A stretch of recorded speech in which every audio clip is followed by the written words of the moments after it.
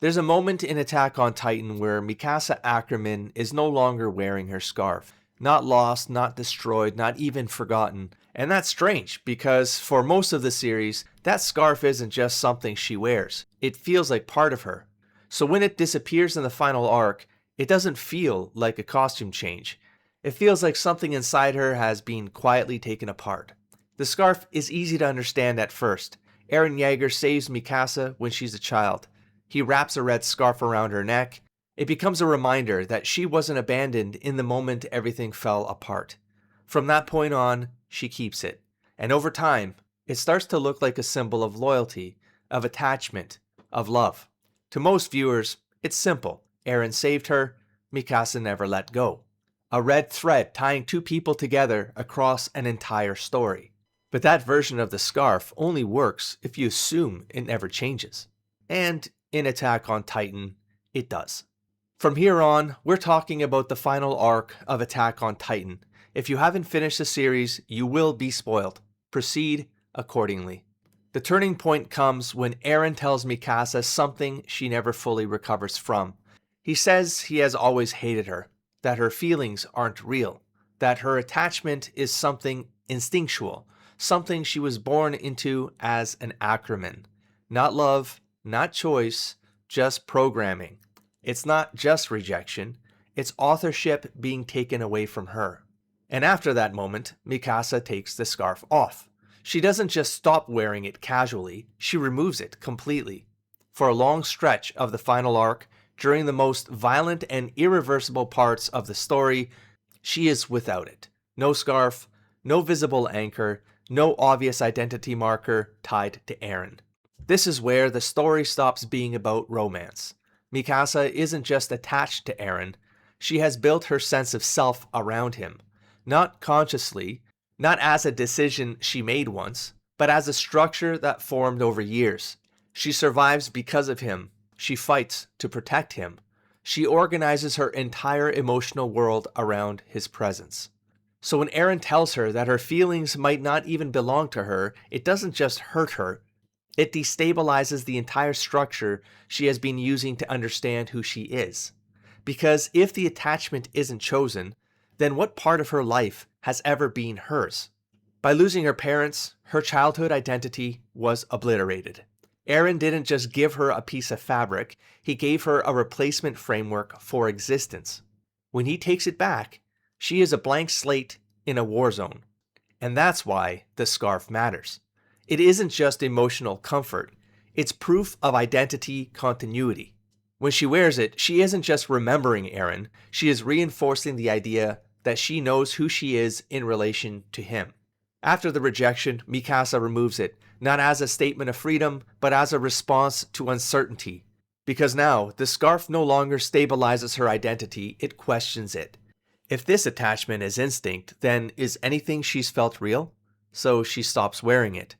Later, the abandoned scarf is taken and carried by Louise, which turns into a dark mirror. Just as Eren saved Mikasa and sparked a life of blind devotion, Mikasa saved Louise and sparked that exact same cycle. Louise wears the scarf to feel closer to her idol, but by doing so, she strips the scarf of its original warmth, twisting it into a symbol of fanatical, militaristic worship. It becomes an object detached from its original meaning, something that can be admired by the world but entirely misread. Meanwhile, Mikasa continues forward without it, through war, through collapse, through the end of the world. Not fully resolved, not fully anchored, just functioning without the thing that used to tell her who she was. When Mikasa confronts Louise in the hospital, Louise reveals that Eren explicitly told her to throw the scarf away. Louise kept it anyway, out of devotion. Looking down at her, Mikasa sees a dying girl whose entire existence was consumed by the worship of someone who does not care about her. Louise doesn't just admire Mikasa, she mirrors her. A girl whose life was saved by a hero, a girl who built her identity around that moment, a girl willing to follow that attachment all the way to her death. When Mikasa demands the scarf back, she isn't doing it out of kindness, or a sudden return of romantic longing. She takes it back precisely because Eren wanted it thrown away.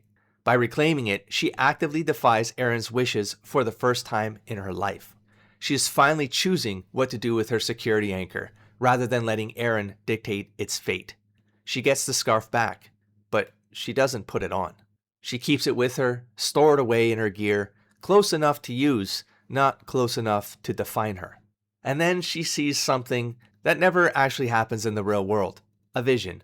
A version of life where she and Eren ran away together, where nothing collapsed, where the scarf could have stayed a simple symbol of a simple life. In that vision, Eren tells her to forget him, to throw the scarf away, to let go. This is the final emotional pressure point, because even in an imagined world of peace, the request is the same. Remove the attachment, become free of it. But Mikasa rejects it, not by clinging to the vision, and not by choosing the alternate life, but by choosing to return to the real one. In the final confrontation, Mikasa moves toward Eren. She takes the scarf out, and she puts it back on. Not earlier, not during hesitation. At the exact moment she commits to what she is about to do. She wraps it around her neck, carrying the ultimate symbol of warmth and preservation, while performing the ultimate act of cold, violent finality. She kills Eren, while wearing the thing that once defined her attachment to him. It's easy to think the scarf is about love, or devotion, or memory, but if you follow its behavior across the story, that explanation breaks down, because it doesn't stay consistent. It disappears when identity is questioned. It is carried by someone else when meaning escapes her control. It returns only when she makes an irreversible decision. So maybe it was never just a symbol of attachment. Maybe it was something closer to a psychological anchor she used to hold herself together, while her understanding of Eren and herself kept collapsing. And when that collapse reaches its final point, she doesn't abandon it. She reclaims it at the exact moment she no longer needs it to define her. And after everything, the scarf doesn't disappear. A bird adjusts it around her neck in the final moments, not as Eren controlling her from beyond the grave. No. Instead, it feels like the universe offering a gentle parting acknowledgement of her choice. A reminder that what it once meant doesn't have to stay what it meant, because Mikasa isn't holding on to Eren anymore, and she isn't being held by him either. She's just left with a scarf that used to define her. For most of her life, the scarf told Mikasa who she was: a rescued girl, a protector, someone devoted to Eren. Because after the rumbling, maybe the scarf doesn't tell her who she is anymore. She's the one telling the scarf what it means. Maybe that's something worth thinking about.